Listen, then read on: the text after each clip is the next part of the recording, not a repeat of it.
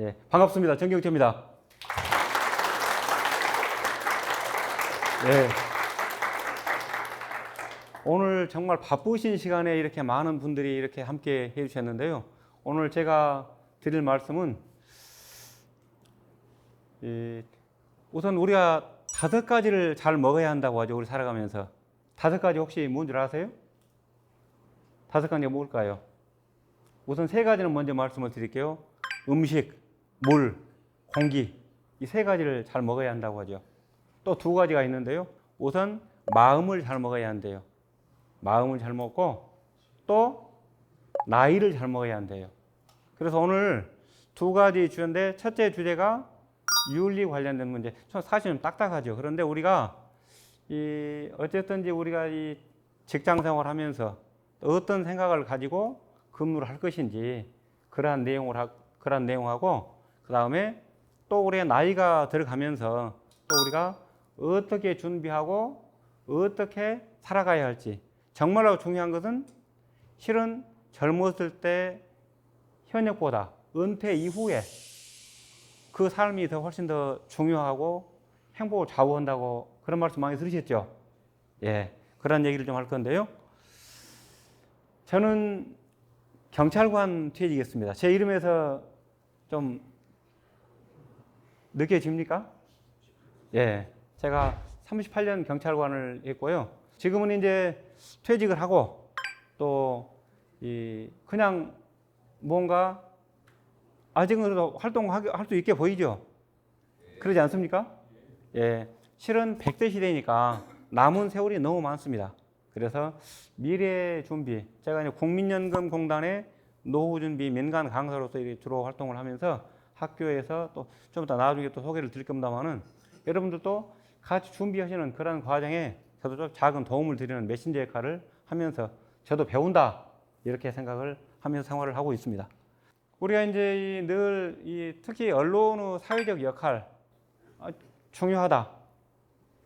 저도 사실은 공직 생활을 하면서도 많이 그런 걸 느끼기도 했고 또 제 나름대로 기대하는 또 바도 있었죠. 그러듯이 여기 계신 분들 한 분 한 분이 지역사회에 미치는 국민들에 미치는 영향은 지대합니다. 큽니다. 작지 않습니다. 그래서 늘 여유라는 표현 혹시 들어보셨나요? 저는 이제 공직자 여유도 자주 얘기를 하는데요. 우리 언론인으로서도 여유는 저기에 나와 있는 대로 여유당 하면은 생각나는 인물이 계시죠. 다산 정약용, 다산초당. 예, 제가 한 10여 년 전에 이 경기도 남양주군에 있는 다산 생가를 방문한 적이 있는데요. 다산의 당호, 태어났던 생가의 집 이름이 여유당입니다. 호가 이제 여유당 일기라고 또 문집도 있죠. 여유당의 다산의 여러 가지 500여 방대한 제수를 모아놓은 문집을 여유당 일기라고 하는데요. 잘 아실 겁니다. 저 여유가 뭐냐? 노자의 도덕경에 나오는 내용인데요. 여가 보면은 겨울에 시냇물을 건너듯이 늘 겨울에 시냇물을 건너려면 어떻습니까? 얼마나 끓여집니까? 굉장히 신중하게 판단하고 신중하게 선택을 할 겁니다. 그러듯이 늘 신중해야 한다. 그 다음에 이유는 뭐냐? 늘 항상 누군가가 지켜보고 있다. 자기가 혼자가 아니다. 자기 마음대로 해서는 안 된다. 그래서 여유 표현은 늘 신중한 사람 함부로 행동하지 않는다. 그래도 우리 언론인들 쉽게 기사 쓸 수 있습니까? 방송이 쉽게 이렇게 방송되지 않지 않습니까? 그러듯이 늘 우리가 스스로가 윤리의식을 갖춰서 수준 높은 또 수요자의, 시청자의, 청취자의 요구에 이렇게 부응하려는 그런 노력들을 많이 하시려고 생각을 합니다. 우리가 이런 윤리교육을 하는 이유도 사실 여러 가지로 회사의 목표라든지 신념이라든지 또 자기가 가치관계하고 많이 충돌하는 상황들이 발생을 할 수가 있죠. 그러면서 늘 쉽지 않은 그런 선택을 또 해야 되죠. 그런 상황에서 어떻게 하는 것이 바람직한 선택인지 이런 것들도 늘 함께 생각을 하시면서 사실은 이 잘못 생각하다 보면은 내가 약간 위반이 되더라도 회사를 위해서 일하면 회사에서 나를 보호해 주지 않을까, 해 주겠지, 이런 기대를 하고 실수를 할 수 있습니다. 그러나 그건 그렇게 해서는 안 된다는 거죠. 제가 이제 수사 업무를 하는 과정에서 보면은 안타까운 사례들이 그러한 것에 너무 회사의 과도한 충성심 때문에 상사의 어떤 지시에 승진을 위해서 이렇게 과도하게 하다가 법에 위반이 돼가지고 여러 가지로 책임을 져야하는 그런 사례에 직면하는 경우도 많이 보았죠. 그래서 우리가 이런 교육하는 이유도 그러한 상황에 어떻게 현명하게 대처할 것인지 한번 생각해보는 그러한 시간이 되셨으면 좋겠습니다. 참 약간 과도한 표현이라고 생각이 되실 수 있겠는데요. 우리 언론의 사명은 뭡니까? 올바른 소리를, 정론직폐, 제대로 바른 말을 해야 되지 않겠습니까? 또 한편에 치우치지 않아야 합니다. 그런데 가끔 보면은 특정인의 어떤 힘 있는 권력층의 그쪽에 편들어서 도척지견 그런 표현이 있거든요. 도척의 개다 그 말인데, 도척 아실 겁니다. 도척은 춘추 전국시대에 가장 악질적이고 악랄한 도둑입니다. 부하가 한 2~3천 명이나 됐다고 하는데요. 강도 살인 말할 것도 없고 심지어는 사람의 간을 회를 쳐서 먹을 정도로 그렇게 악랄했다고 합니다. 그런데 그 도척이 기르는 개가 얼마나 사납든지 또 수시로 도척이 시키면 가서 물어버리고, 그래서 어떤 자기의 정체성이나 자기의 어떤 올바른 판단하지 못하고 주인이 시키는 대로 맹종하는 그러한 사람들을 비하하는 표현으로 도척지견, 도척의 개라고 하는데요. 가끔 언론에서 제가 느꼈을 때 보면은 야, 저건 너무 편향적이고 또 실제로 가치 중립적이지 못하고 이렇게 실제로 지나치다, 너무 이렇게 약자에 강하고 강자에 너무 약한 모습이라든지 사실관계를 왜곡시키고 이러한 모습들은 정말 도척의 개의 모습 무려 저렇게 비춰지는, 그렇게 생각되는 그러한 내용들이 있어서 안타까울 때도 있죠. 우리 사회에 이제 청렴도 수준도 이제 여러 가지로 우리 언론에서도 많이 이렇게 이해충돌 방지법이라는 이제 청탁금지법 많이 알고 계실 텐데요. 우리나라 청렴 사회로 많이 발전해 가고 잘 이렇게 스스로 노력을 해 가고 있습니다. 많은 법제화도 정비가 돼 가지고 많은 이제 상당한 발전을 해 가고 있는데요. 국민권익위원회에서 2002년부터 이렇게 매년도에 부패 인식도 조사를 합니다. 작년도에 인식도 조사를 한 걸 보면은 거기에는 여러 가지 이제 그룹들, 일반 국민들, 공직자들, 외국인들, 전문가 그룹 이렇게 모두 다양한 계층을 이렇게 표본으로 해서 5천여 명 정도 이렇게 하는데요. 거기에서 이제 안타깝게도 이 국민이나 전문가, 외국인 그룹에서는 정치인들을, 그런데 이제 기업이나 이 공무원들 입장에서는 언론이 좀 부패하다, 이렇게 그런 좀 안 좋은 통계죠. 그래서 우리 스스로가 그런 청렴 사회 굉장히 사람 여러 가지의 반칙 문화를 양상하는 거죠. 반칙 문화를 정당한 경쟁을 통해서 정당하게 경쟁을 승부를 해야 하는데 반칙 문화, 이런 반칙 문화를 없애야 한다는 것이죠. 그래서 그러한 이제 반칙 문화를 없애기 위해서 사과 상자 안에 사과 썩은 사과가 들어있다, 한 개가 들어있다. 그럼 어떻게 됩니까? 결국은 사과 상자 전체를 다 버리게 되죠. 그러듯이 우리가 조직 내에 그러한 사람이 없도록 서로 같이 정화 기능도 작동을 하고 시스템적으로 잘 골라낼 수 있는 그러한 사람들은 조직을 같이 이렇게 조직에서 비호하고 이렇게 해서는 안 되겠죠. 또 낙타의 코 이론도 아마 많이 들어보셨을 겁니다. 사람하고 낙타가 조금씩 이렇게 텐트 안에 주인하고 같이 있다가 코만 들어갈게요, 목까지만 들어갈게요 이렇게 하다 보면 결국은 점령을 하고 주인을 몰아낸다 하는 그러한 이제 비유인데요. 어쨌든지 작은 사소한 양보가 조직 전체에 미치는 그러한 악영향, 이런 것들을 낙타의 코 이론이라고 하는데, 미끄러진 경사로 논증이라고도 이렇게 표현을 하는 그런 비슷한 사례도 있는데요. 어쨌든지 한번 그렇게 잘못된 미끄러지면 어떻습니까? 미끄럼 한번 타기 시작하면 계속 하향 곡선을 긋게 되죠. 그래서 그러한 일이 발생하지 않도록 조직에서 늘 함께 노력을 해야 한다. 하인리 법칙이라는 말씀도 많이 들어보셨을 겁니다. 하인리라는 사람이 만든 법칙인데요. 이 보험회사 보상업무 담당 직원이었다고 하죠. 그래서 이 본인이 분석을 해보니까 이 300번 정도 작은 이 징후이라는 것들이 결국은 이제 29번 정도 경미한 사고로 연결이 되고 29번 정도 경미한 사고가 큰 대형 사고. 예를 들어서 작년 재작년에 보면은 이제 학동이라든지 이쪽에 백화점 부근에 붕괴 사고, 아파트 붕괴 사고 있었죠. 그러한 사고들도 현장에서는 늘 작은 징후들이 늘 문제 제기가 되고 또 그런 위험 신호가 있었을 겁니다. 그런데 그런 것들이 무시되고 하다 보니까 결국은 큰 초대형 사고로 이렇게 발생을 해가지고 여러 가지로 국민적인 혼란이나 큰 희생을 치렀었는데요. 어떤 조직 내에서도 작은 그러한 실수들이 반복이 되지 않도록 늘 작은. 그래서 우리 속담에도 그런 말이 있죠. 호미로 막을 걸 가래도로 못 막는다. 이런 표현을 하기도 하는데요. 작은 경미한 위험 신호부터 감지를 해서 그러한 신호들을 잘 이렇게 정비해 나가는 그러한 분위기가 필요한 것 같습니다.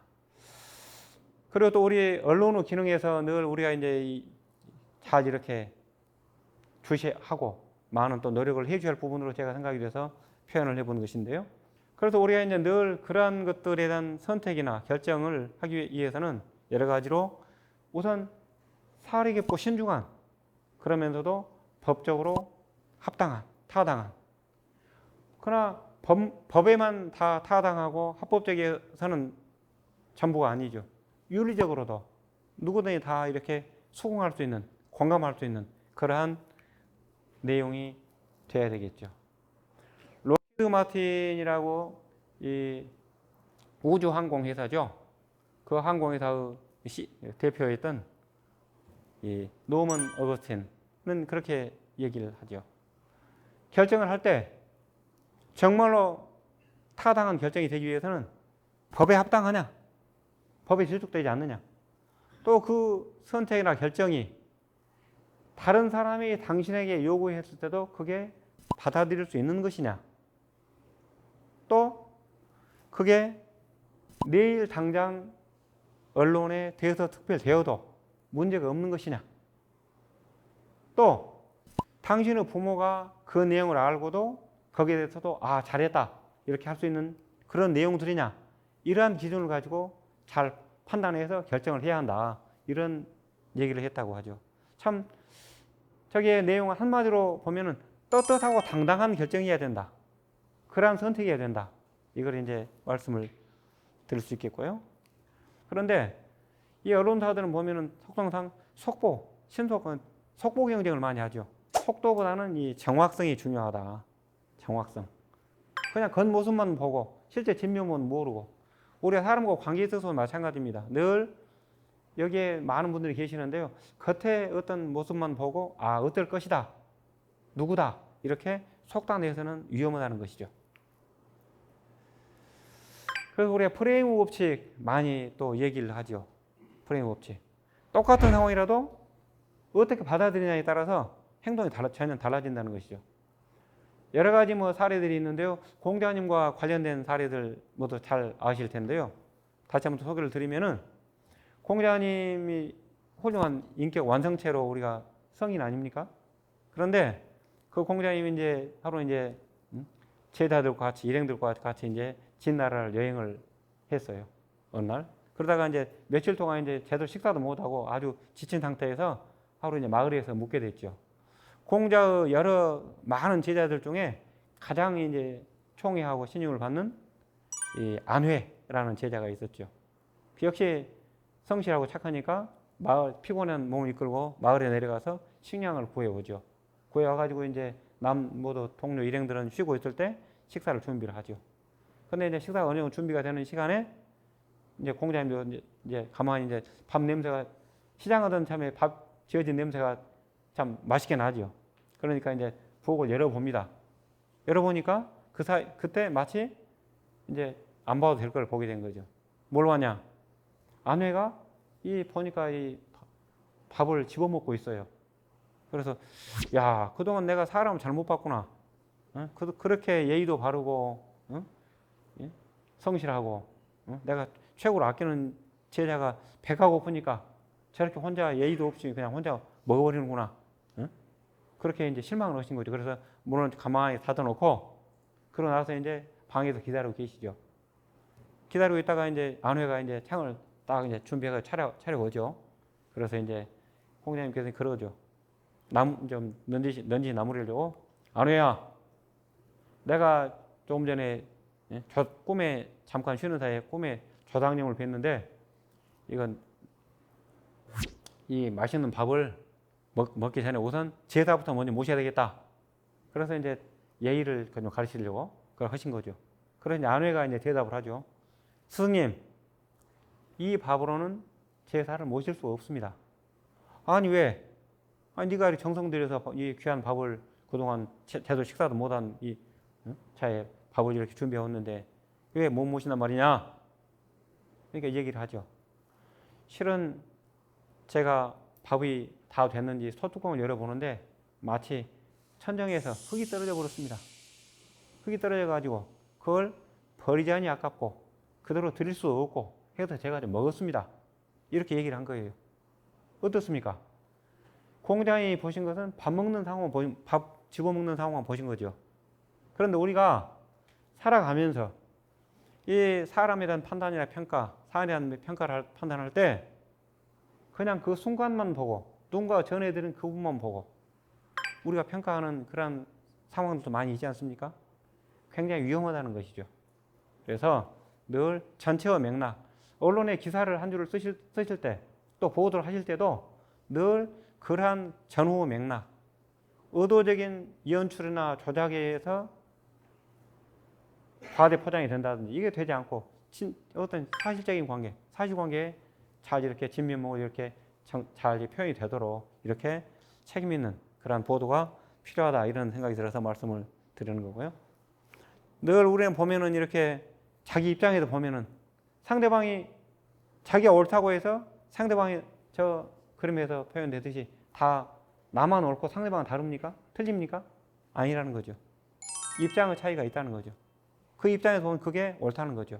그래서 그러한 것들도 늘 제가 사실은 또 이제 여담으로 제가 경찰관 이 형사무 강력계장은 5개 경찰서의 형사들을 모든 총괄 지휘한다고 하죠. 그래가지고 범죄 예방도 하고 사건이 발생을 하면은 사건을 해결해내야 됩니다. 그런데 언론은 기다려주지 않죠. 그냥 계속 두들기죠. 뭐 발생했다, 강력하게 발생했다, 뭐 검거가 늦어지고 있다, 수사가 뭐 실패하고 있다, 뭐 이런 일을 하니까 그러면 또 우리 지휘부에서는 또 많이 또 혼내죠. 뭐 하고 있냐? 국민들 불안하게, 시민들 불안하게 빨리 해결을 못하고 뭐 하고 있냐? 또 그러면 아주 그것 때문에 아주 애를 먹었습니다. 조금 기다려주면 좋은데 그게 입장 차이인데요. 그래도 입장 차이라는 게 그 입장이 직접 되어보지 않고는 이렇게 이해가 안 되는 그러한 상황들이 얼마든지 있을 수 있다는 거죠.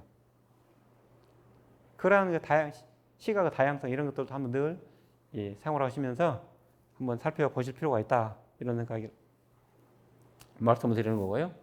또 직장 내에서도 우리가 여러 가지로 직장 내의 어떤 분위기 이를 위해서 서로 각자의 노력이 사실 필요합니다.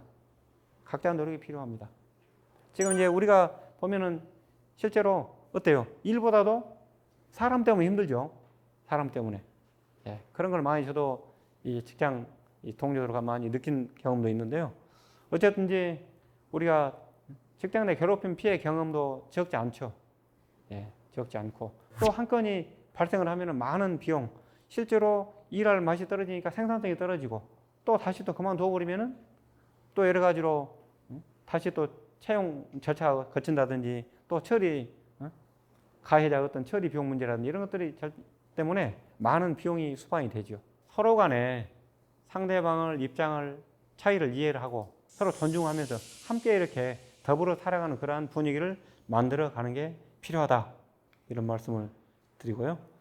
또 우리가 직장생활 하다 보면 서로 이 참 현타라고 많이 요즘 표현을 하죠. 모두 이제 제대로 된 자기의 평가를 받지 못하고 함부로 대한다, 동료가. 그리고 또 자기는 열심히 하는데 정당한 평가를 해주지 않고 이 친소 관계, 사내에서 어떤 그 정치력이 뛰어난 사람이 모두 좋은 평가를 받고 정당한 평가를 안 해준다. 그래서 우리가 이런 상황에서도 늘 어쨌든지 저는 이제 늘 그런 말씀을 드리고 싶습니다.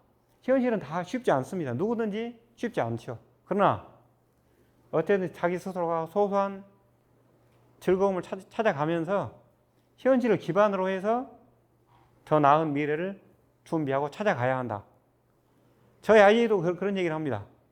제 아이도 이제 딸하고 이 아들이 있는데요. 힘들어하는 경우도 있어요. 그러면은 우선 딛고 네 스스로 그 땅을 딛고 일어서서 준비해가서 네 알아서 해라. 네 스스로 알아서 해라. 그런 얘기를 하는데요. 그렇게 해야 한다고 생각을 합니다. 현재 불만만 가지고 또 이렇게 자포자기해서는 안 됩니다. 어떻게 보면 오늘 제가 드리고 싶은 말씀 중에 핵심 키워드 중에 하나라고 할 수 있는데요. 우선 나부터 좋은 사람이 되어야 됩니다. 양두구육이라고 표현하죠. 겉모습은 양인데 실제로는 일이죠. 그러한 모습, 양면성, 소리장도 또 아니면 구밀복검 이렇게도 표현하죠. 겉으로는 웃고 있는데 속으로는 칼을 품고 있는 거예요. 이러한 모습도 바람직하지 않죠. 그래서 스스로가 나 자신부터 좋은 사람이 되기 위한 노력, 자세 필요하다 이런 말씀을 드리고요. 예. 늘 자기의 주어진 책임을 다하는 저런 자세 굉장히 바람직하죠.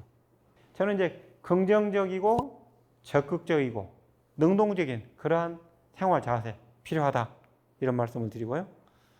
어쨌든 이제 실천력이 있어야 되겠죠. 이런 말만 앞세우지 않고 실행력 있게 책임감 있게 시간 때우기로 질적인 거 고려하지 않는 그러한 모습, 자세 이런 것들도 바람직하지 않습니다. 자기 스스로 자기 책임, 주어진 책임 다하는 계획적으로 자기 주어진 소명의식 다하는 자세. 지시 않더라도 주문이 없더라도 상황에 맞게 적극적으로 업무를 하시기 바랍니다. 자기 주어진 책임을 다하시기 바랍니다. 책임 있는 자세, 트루먼 대통령 자세를 많이 얘기를 하는데요. 지난번에 바이든 대통령이 우리 현 대통령 방문하면서 가지고 온 선물이 저 밑에 있는 명패에 적어 있죠. The buck stop here. 모든 책임은 여기서 멈춘다. 트루먼 대통령이 집무실에 항상 놓고 자기가 생활 철학으로 삼았다고 하죠. 내가 모든 건 책임지겠다. 모든 책임 여기서 멈춘다. 책임 있게 해라. 이렇게 당부를 했다고 하는데요. 여기 아마 이제 이 본부장님이나 여기 팀장님들, 총괄 팀장님이나 지원 팀장님 다 이렇게 책임 있게 많이 위임도 해주시고 그렇게 하시죠. 예. 그래서 이제 오늘 어떤 윤리적인 측면, 직장 내 분위기 측면에서는 좀 이제 딱딱할 수도 있겠는데요. 어쨌든지 김집 신독제, 호가 신독제죠. 김집 선생의 철학. 자기 혼자 걸어도 그림자에도 부끄럽지 않다. 얼마나 떳떳합니까? 또 그리고 홀로 밤에 누워서 이불을 덮고 있어도 이불에도 부끄럽지 않다. 참 신독. 자기 혼자 근신하고 혼자 있을 때 삼간다. 조심한다는 거죠. 그만큼 저분은 이 대단한 게 우리 역사에 보면은 이제 이 종묘와 문묘. 종묘는 이제 왕이 탄생에 정권 탄생에 기여한 공신들 왕족으로 해서 이렇게 선정된 인물들이죠. 거기에 모신 분들인데 거기에도 모셔야 되겠고 또 문묘 지식층 우리 동국 18년이라고 해가지고 최고 지식인층만 고려 말부터 조선시대까지 해서 18분을 모시는데 그 양쪽에 모셔진 분이죠. 양쪽에. 그런 분이 우리 역사에는 6분이 계십니다. 6분 중에 한 분이에요. 뭐 이황, 이현적, 모두 이제 박세채 이런 분들 6분 중에 한 분일 정도로 여러 가지로 보면 이 생활 자세가 이 호나 저기 표현 철학에서 느껴지지 않습니까? 예, 우리도 늘 떳떳하고 당당한 그러한 생활 자세가 필요한 것 같습니다. 이 다니엘 레빈슨이라는 학자가 이렇게 얘기를 했다고 하는데요. 인생을 네 계절로 구분했을 때 여기 계신 분들은 대부분 봄에 계신 분들이 많이 계신 것 같아요.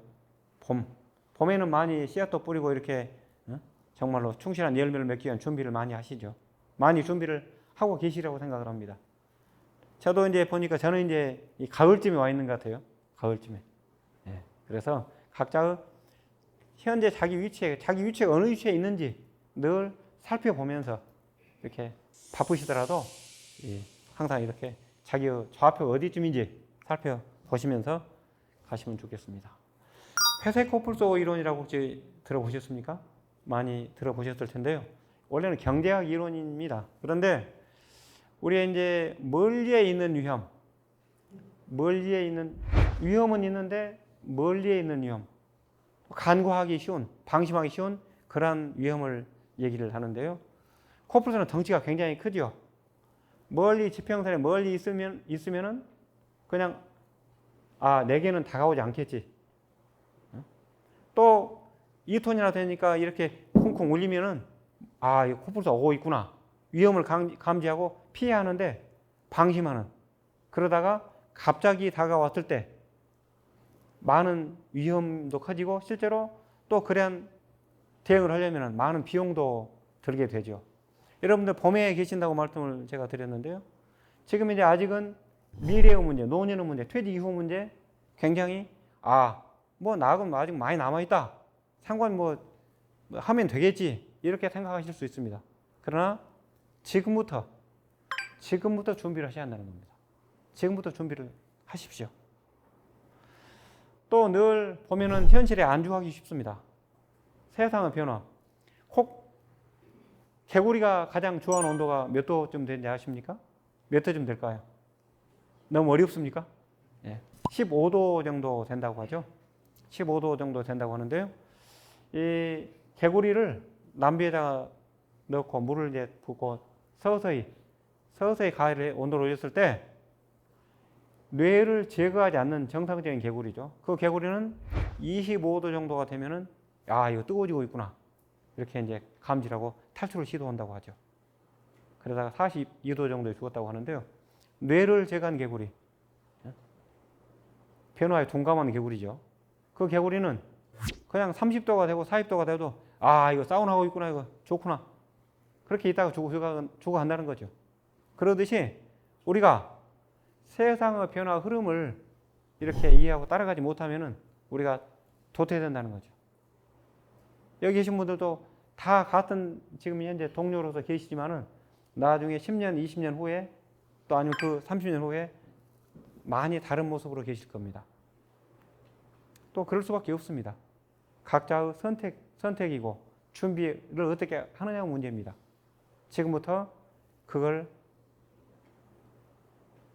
심각하게 신중하게 이렇게 일을 받아들이시고 지금부터입니다. 내일부터가 아니라 지금부터다. 이런 말씀을 강조를 해 있습니다. 늘 우리는 시기적으로 결핍을 많이 느끼죠. 언제든 만족할 수가 없습니다. 지금도 이제 직장 생활을 하시다 보면은 여러 가지 시간도 부족하고 건강 관리도 하기 어렵고 또 이렇게 관계 문제에 있어서 많이 소홀해질 겁니다. 그러나 작은 시간을 쪼개서 그런 노력을 계속 해가시기 바랍니다. 과거에는 어땠습니까? 과거에는 30년 열심히 배우고 30년 또 직장 열심히 다니고 나머지는 좀 편하게 이렇게 남은 생을 이렇게 적당히 즐긴다 이런 생각을 많이 하셨죠. 그러나 요즘은 그렇지 않다는 거죠. 시기별로도 여러분들 아이들에게도 마찬가지입니다. 아이들에게도 학교 다닌다고 공부만 해라 이게 아니라는 거죠. 학교 다니면서 필요한 알바 경험도 하고 또 놀 줄도 알고 이렇게 해야 직장 생활도 잘하고 또 퇴직 후에도 여러 가지 할 수 있다는 거죠. 그래서 일과 학습과 여가나 봉사가 어떤 특정 시기의 문제가 아니고 비중의 문제죠. 그래서 내가 지금 당연히 현직에 이렇게 계실 때는 직장에 충실해야죠. 업무에 충실해야죠. 집중해야죠. 그러면서도 늘 공부하고 또 마음의 여유도 찾고 그러한 여가 준비. 저도 사실은 제 개인적으로는 여가에 대한 준비가 굉장히 부족했었습니다. 지금 해보려니 잘 안 돼요. 또 많이 지금 이제 세상이 변하고 있다 이런 말씀을 드리고요.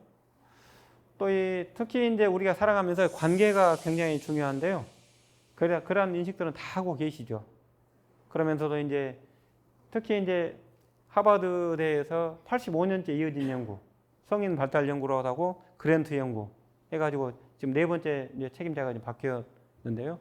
최근에 이제 거기에서도 가장 행복이 뭐냐? 부나 명예나 학벌 이런 게 아니라는 거죠. 정말로 따뜻하게 의지할 수 있는 관계, 이게 진정한 행복이다. 그래서 가족이나 친구들에게 투자하는 거, 시간 활용하는 거, 이게 절대 낭비가 아니다. 절대 아끼지 말아라. 이런 얘기를 하고 있죠. 특히 또 거기에서 이제 한 여성을 소개를 하고 있는데, 조이리스 아이라는 여성을 소개하고 있는데요.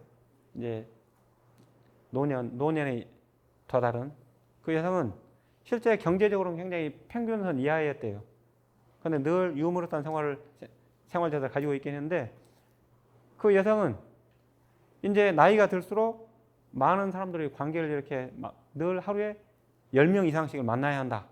이런 얘기를 듣고 자주 이제 다가서는 누구 자주 만나고 그러면서 그 사람들에게 뭐든지 필요하면 나하고 상의해달라. 나하고 상의해달라. 그럼 본인이 다 해결을 다 할 수가 없죠. 그러나 그 많은 만남 속에서 관계 속에서 누가 그 문제를 해결할 수 있는 그 역량을 가지고 있고 누가 그러한 능력이 있는지 알고 있죠. 그러니까 그걸 연결해주고 그러면서 또 이렇게 관계를 얼마나 그러니까 모든 사람이 거기 문제가 있거나 또 자기 혼자 사실은 자기 얘기를 들어줄 사람이 자세히 들여다보면 많지 않죠. 우리도 현실에서 보면은. 그런데 언제나 나에게 편하게 얘기를 해주고 어려운 일 있으면 나하고 상의해달라 하니까 그런 관계가 또 자연스럽게 주변으로 알려지겠죠. 여러분들도 한번 그러한 생활 방식도 한번 참고를 해보시기 바랍니다. 우리가 살아가면서 노후 준비라는 게 물론 이제 과거에는 지금은 학력 파악에 여러 가지 파악이라고 하는데 저는 제 경험 기준으로 그렇습니다. 또 실제로 시험장에도 붙였을 때 우선 늘 얼마큼 공부가 되어 있느냐, 또 어떤 경험을 가져왔느냐, 스펙이라고 많이 얘기를 하죠. 어떤 경력을 관리해 왔느냐, 그리고 또 관련된 자격은 어떻게 되어 있느냐, 이런 것들을 기본적으로 보지 않습니까? 그러나 그것만 가지고는 부족할 수 있습니다.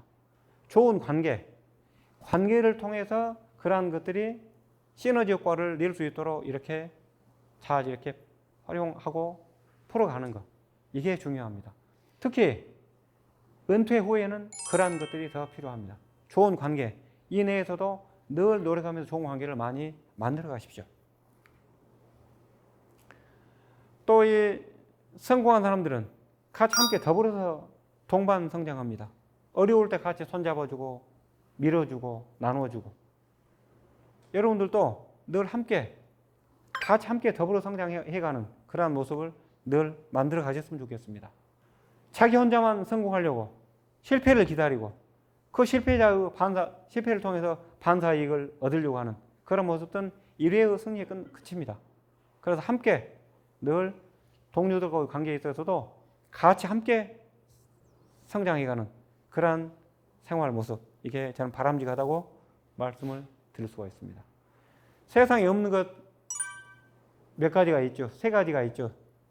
세상에 비밀 있습니까? 없습니까? 비밀 없습니다. 또 인생의 정답 있을까요? 없을까요? 없죠. 없습니다. 예, 정답은 없지만은 이 시간도 현명한 명답을 찾아가는 시간입니다.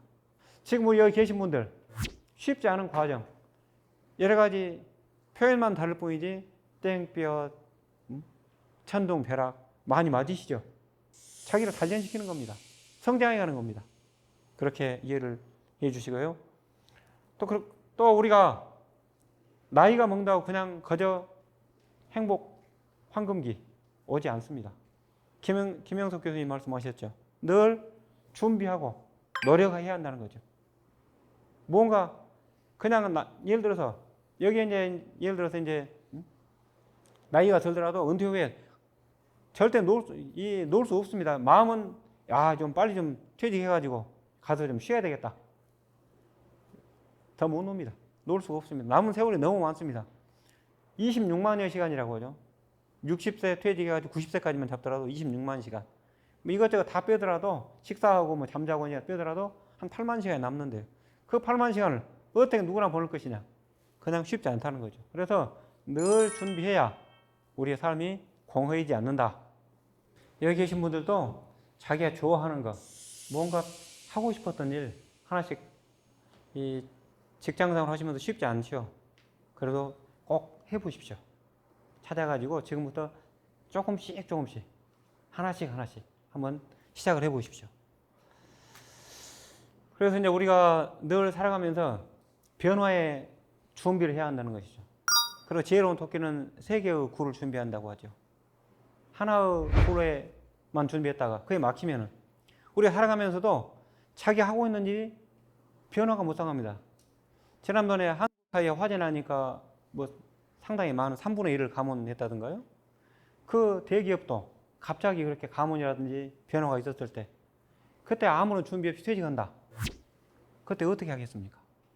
그래서 늘 자기 현재 하고 있는 분야에서 전문성을 깊게 하고 그래야 자기 유사 분야로 갈 수 있는 준비도 하시고 또 좀 더 확장성 있게 그 인재 분야 일단 준비 그 다음에 또 다른 정말로 자기 하고 싶은 분야에 대한 포괄적인 그런 내용들 또 관계를 통해서 잘 준비를 하셔야 한다는 겁니다. 그게 미래의 준비입니다. 그럼 과연 저는 어떻게 했는지 제가 잠깐 소개를 제가 드립니다.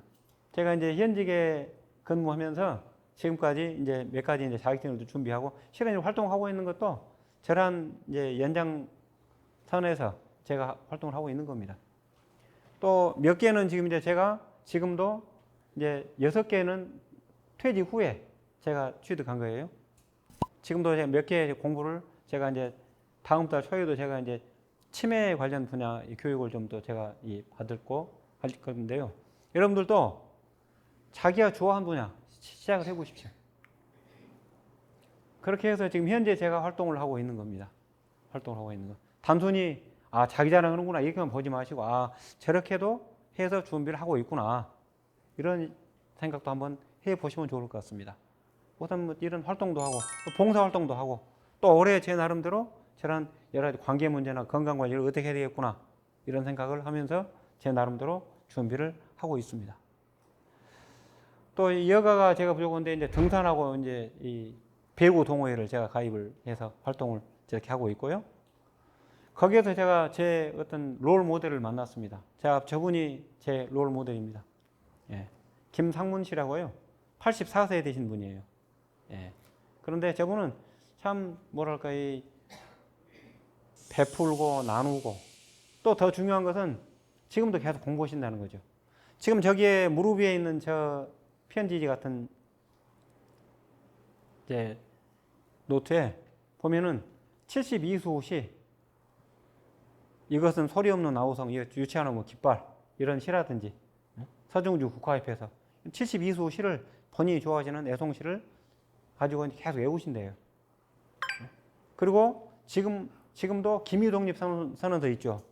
5등은 자야 조선어 독립부인과 자주이면을 선언하노라 이렇게 시작하는 거 있죠. 그걸 지금도 외우신대요. 또 더 멋진 것은 혹시 여러분들 중에 방송통신대 졸업하신 분 계신가요? 제가 방송통신대 졸업했습니다. 저는 한계학과를 졸업하는데도 굉장히 애를 먹었습니다. 현재 근무하면서 뭐 출석하러 못하면 학점이 뭐 F 나오고 그러고 해가지고 졸업하는데 아주 애를 먹었습니다. 겨우 졸업을 했는데요. 저분은 올해 10개 학과를 졸업하셨어요. 10개 학과를 졸업하시고 중국어학과 11개 학과째를 2박을 또 하셨어요. 대단하지 않습니까? 지금도 또 투고를 계속 하셔요. 어떤 글을 쓰시고 투고해가지고 상금 받으셔가지고 이렇게 밥 사주시고 베풀고 운동을 얼마나 하루에 3만 보 하신대요. 3만 보 목표예요. 3만 보. 공부하려면 체력이 있어야 한다고. 얼마나 열심히 사시고 멋지신가요? 물론 제가 다 따라가기 어려운 부분도 많습니다. 그러듯이 여러분들도 각자 주변에 정말로 성공적인 잘 열심히 살아가시는 롤 모델을 찾아보십시오. 그래가지고 그분의 좋은 모습을 따라가십시오. 먼저 스스로 찾기 쉽지 않으니까. 그래가지고 그분의 좋은 앞에 발걸음을 한번 그대로 한번 따라가 보십시오. 저도 저분 모습을 한번 따라가 보려고 합니다. 그래서 늘 그런다고 해서 자기의 길로 가야 한다는 거죠. 자기의 페이스로 무리하지 마시고. 현재 상황을 잘 이렇게 지켜보니다. 자기의 강점은 뭐고 약점은 뭔지, 강점은 발전시키고 약점 보완해 가면서 주변과 좋은 관계 지원 체계를 갖춰서 이렇게 또 늘 계획적으로 전략적으로 이렇게 잘 준비를 하시기 바랍니다. 기회의 모습입니다. 눈에 잘 띄죠. 마음먹으면 잡을 수 있습니다. 그러나 지나고 나면은 잡을 수 없고 순식간에 달아나 버리죠. 결단, 판단력 필요하다는 것이죠. 행운이 뭡니까? 세네카는 말했습니다. 준비가 기회를 만나는 것이라고 합니다.